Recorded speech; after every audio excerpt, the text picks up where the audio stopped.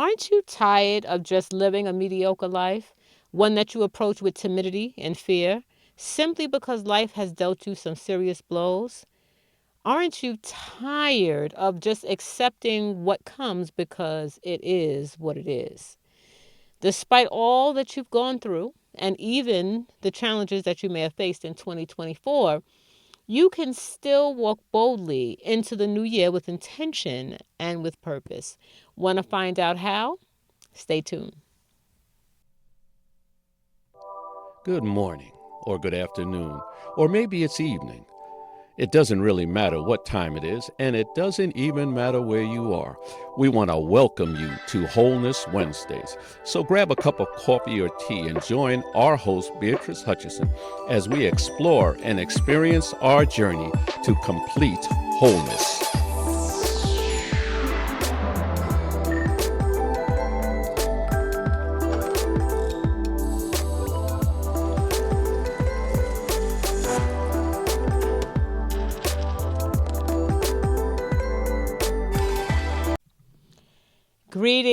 Greetings, hello, and welcome to another episode of Completely Whole's Wholeness Wednesdays. I am your host, Beatrice Hutchison, and I'm so excited that you decided to join us today. We will be discussing a very interesting topic. We will be talking about powerful strategies for an intentionally successful new year. We are winding down, finishing the year strong, but we want to talk about how to intentionally be successful in the new year.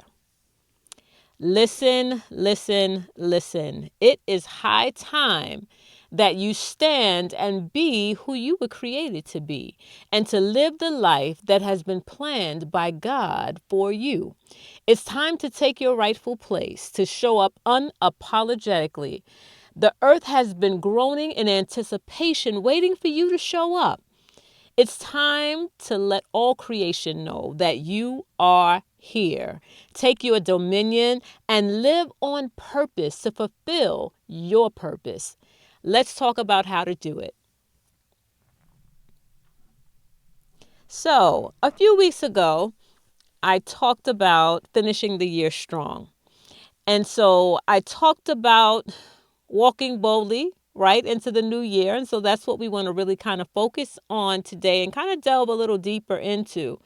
But during the discussion, I mentioned intention and shifting away from resolutions, right? So intentions versus resolution. So I wanted to just give some more insight or go a little deeper into that. And so what is intention? Intention is about aligning your actions and your mindset with your values and desires. It's a guiding principle that shapes how you live your daily life and how you focus your energy. So unlike resolutions, which are specific goals or promises, intentions emphasize the why behind your actions and create a broader, more meaningful framework for growth. So how does intention differ from resolutions? Let's talk a little bit more about that. Intentions focus on being versus doing. Being versus doing. Resolutions focus on the doing, right? Specific actions like lose 20 pounds, save $500. Intentions focus on being, right? So what does that mean? Who you want to become, such as being healthy, feeling financially secure, or living with gratitude. An example of this would be instead of resolving to exercise 5 days a week, you could set the intention to honor your body with movement, right? You see the difference there? The next thing that you could do, or the way that it differs, is that the long-term mindset versus a short-term outcome. Resolutions often aim for a specific outcome, which can feel rigid or result in disappointment if you don't meet it, right? If it's unmet. Intentions are adaptable and ongoing, making them sustainable, and it helps us to focus on lifelong growth, right? We're not as restricted. Also, empowerment versus obligation is another way. Resolutions can feel like obligations that create pressure or guilt if we fail, if we falter. Intentions empower you by focusing on your inner compass and encouraging self-compassion in the process, right? Giving yourself that grace. Another way is through alignment with values. Intentions are deeply rooted in personal values, ensuring that your goals resonate with your authentic self. Resolutions, on the other hand, can sometimes be influenced by external pressures, right? Or societal expectations, right? Keeping up with the Jones, as they say. And so how can we use intention, right? Now that we understand a little bit more about it, how can we use it in the new year? We can use it to reflect and identify our core values. So spend some time reflecting on what truly matters to you. Ask yourself, what brings me joy and fulfillment? What areas of my life need balancing or healing? How do I feel this year, right? Or how do I want to feel in the new year? And also, you can choose a guiding word or theme. I love to do this each year. So pick a word or phrase that embodies your intention for the year, such as growth, connection, peace, or determination. And so you let this word influence your decisions and your actions throughout the whole year. So last year, my word was execution, right? And so that was my year to really focus on just getting things done, get her done, as they say, right? Just making sure that you do it, get it done, just do it. And so this year, my word is abundance, because now that I've executed, I'm expecting and believing God for abundance. So the next thing we want to do is anchor your intentions in daily practices, right? How do they fit into your daily routines? So translate your intentions into small, consistent actions, right? What does that look like? For example, if your intention is to improve your health, right? So if your intention is nourishment, plan meals that fuel your body and your soul. So do meal planning for the week. If your intention is presence, right, to be present in the moment, to be present for family, for friends, schedule tech-free time with your loved ones, right? Being present in that moment without a device or a phone. What did we ever do without our phones, right? The next thing we want to do is revisit and realign regularly. Set aside time each month to check in with your intentions. Are your actions aligning with them? Do adjustments need to be made? Celebrate your progress, no matter how small it is. Identify those things, and it will encourage you to continue on the path. The next thing we want to do is infuse gratitude into your intention. So use gratitude to stay motivated and grounded. We talked a couple of weeks ago about having a gratitude journal or just being grateful, practicing gratitude. We want to recognize the opportunities and growth that your intentions bring, right? Pay attention to how it is allowing you to progress in your life. The next thing we want to do is release perfectionism. Unlike resolutions, which can feel like a pass or fail system, intentions allow for grace and flexibility. If you veer off course, simply realign. Examples of intentions versus resolutions. So if your resolution is to lose 20 pounds, instead of having that as a resolution, have your intention be prioritize my health and vitality. If instead of the resolution being save $10,000 this year, our intention can be cultivate financial freedom. If our resolution, instead of using a resolution that is find a new job, our intention could be seek purpose and alignment in our career. Resolution, be more organized, versus the intention, which says create space for clarity and peace. So you see how it differs? It aligns more to being as opposed to doing. By using intentions in the new year, you create a life guided by purpose and meaning rather than rigid expectations. Intentions empower you to live in alignment with your values and adapt with grace, leading to a year of holistic growth and fulfillment. And so, although we want to move forward into the new year really focused within and using and putting into practice intentions, it's okay to still set goals, but not those rigid goals that don't have any flexibility or any grace, right? So, but we want to look through the lens of the intentions when we're looking at setting some goals, because goals can be good in certain instances. So let's discuss 9 strategies that will provide us with prosperous outcomes in 2025. We're talking about a successful new year, right? So number 1, we want to set holistic goals. And so I always talk about the 4 pillars. So we're talking about the 4 pillars here. We want to make sure that we first are looking at our physical health. And so we want to commit to adding movement to our bodies, balanced nutrition, and adequate sleep. So we want to do those things that help to add movement to our lifestyles, right? Another thing we can do is prioritize self-care.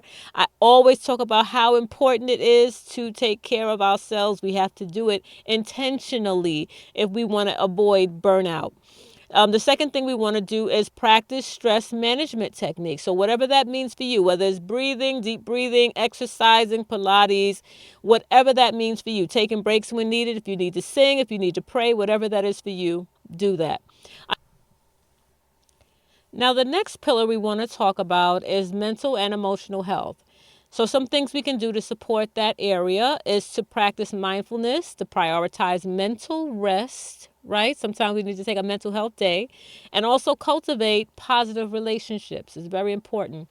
Let's look at our next pillar, spiritual growth. We want to deepen our connection to values, even our faith, through meditation, prayer, service, church service, community service.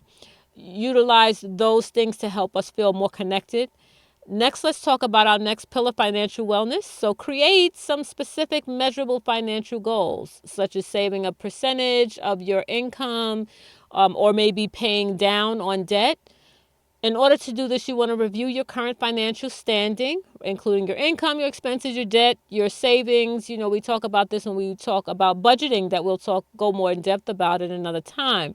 But we also want to create a realistic budget and track our spending, right? So that's what a budget is all about, making sure that we know what's coming in, what's going out at all times. But we also want to start to try and grow an emergency fund if it's appropriate, or even specific savings for things that you would like to accomplish throughout the year. So if you know that you want to go on you usually go on a family vacation, or you know that there's something specific or special that you want to do, you want to participate in some type of a self-development course, those things you should plan for, right? Have a separate savings to save specifically for those things. And so we're talking about the pillars, right? But some other things let's talk about is developing a vision board or a map, right? And so that's something else that we could do to live successful in the new year. Create a visual representation of what you want to achieve, right? So including any types of inspirational images, any types of affirmations. These things help you to remember your goals, but you have a visual, something that aligns to it, right? That you can put it in front of you at all times so that you can constantly see it. And so you want to look at it daily to keep in mind your aspirations, right? And also to affirm and to keep yourself encouraged. The next thing, which is number 3, we want to build a support system. Surround yourself with individuals who inspire, encourage, and hold you accountable, right? Not that just, tell you everything is wonderful, but sometimes you need people to hold you accountable, and that will be honest with you without fear of hurting your feelings, right? There's a way you can do it.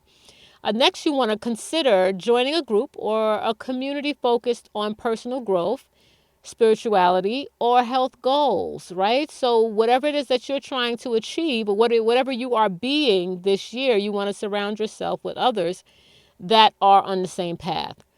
Also, you want to modify your company. And what I mean company, not your business, but company and those that you keep around you, your acquaintances. Surround yourself with like-minded people, right? So surround yourself with people that are going in the same direction that you're going in, that people that are going where you're going, with people that are aspiring to do and be the same thing that you are aspiring to be or accomplish. Next, you want to adopt, and this is number 4, adopt a growth mindset. Embrace challenges as opportunities for learning, right? Doesn't mean that you failed. It's just an opportunity for growth. Replace limiting beliefs with empowering affirmations, such as I am capable of achieving my goals. I can do all things through Christ who strengthens me. Celebrate the small victories in your life as well. Along the way, this helps you to stay motivated.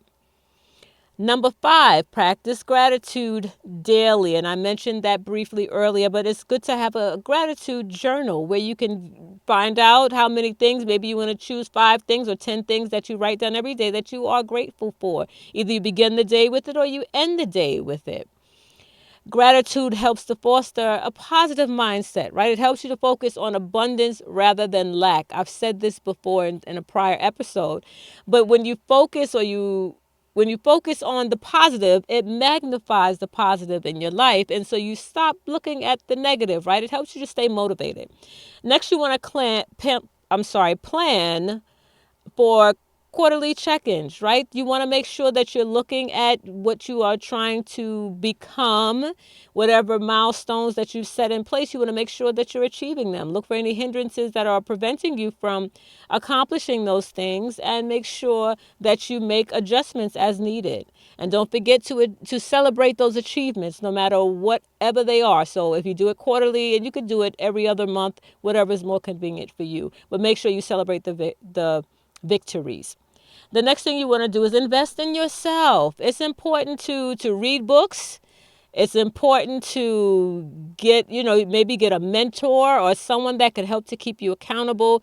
But invest in learning more about what you are trying to, or what you are working towards becoming, working towards becoming, or whatever goals you're looking to accomplish. Find resources that will help to build you in that area. And the next thing you want to do, of course, is that if you need help, you should reach out for help. It's okay to seek, professional help when it is needed. You can work with if you need a professional mental health person, or if you even need a financial expert to really help you in those areas, seek help when you need it.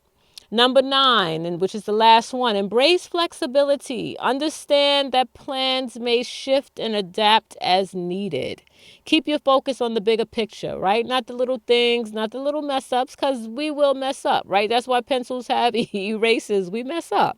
But we want to make sure that we focus on the larger picture, right? And know that it's not about perfection. It's about continuing to move, to persevere, right? To have that stick-to-itiveness, to keep on going despite whatever happens. And so we talked about some strategies here, and if we put them in place, they will help us to have a purposeful year full of prosperity and success. And so we talked about some things. I hope that you can grab something to add to your daily. We're about always having practical things and strategies that we could add to our daily routines, right? Because we're on this path to wholeness, right? That's still what we're talking about. And so I want you to just kind of ponder on those things and apply them to your life, and see how it helps you to progress, because we're looking forward to a wonderful, powerful, successful new year, intentionally, on purpose, being who we were designed to be. And so thank you so much for your time today. I am so excited that you decided to join us, to be here with us on our journey to wholeness.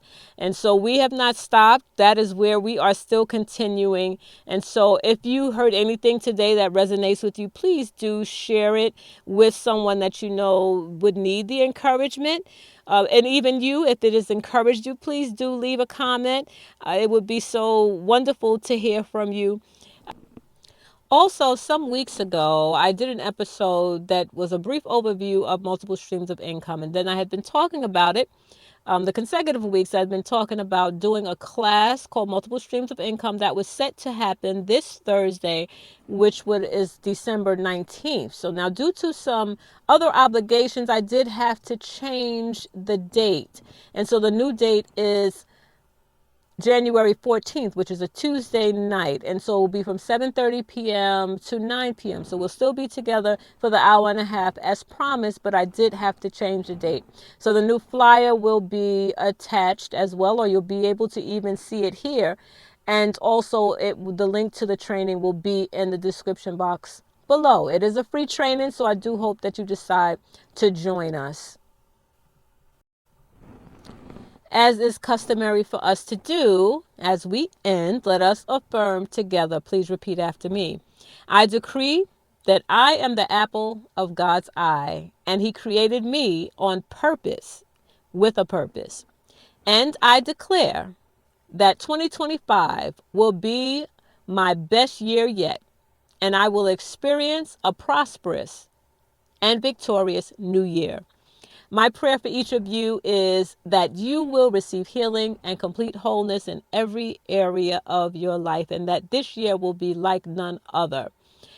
I am your host, Beatrice Hutchison, and remember, your journey to complete wholeness starts here. And until next time, take care of yourself, mind, body, and soul. Stay blessed and be made whole.